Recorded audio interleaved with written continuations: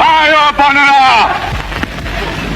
আপনাদের সরকার আশ্বাস দিচ্ছে যে শ্রমিকদের স্বার্থ সব সময় অক্ষুণ্ণ থাকবে।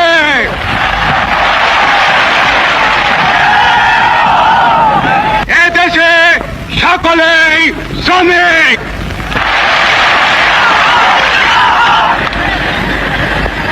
বাংলাদেশের স্বাধীন জনগণ কি চায়?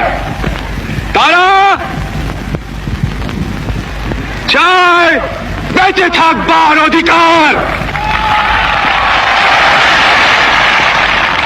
যে অধিকার আল্লাহ এই দেশের জনগণকে দিয়েছে।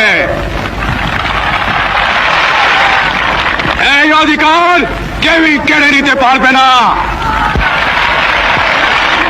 প্রিয় ভাইয়েরা, আমরা বেঁচে থাকবার মতো বেঁচে থাকতে চাই।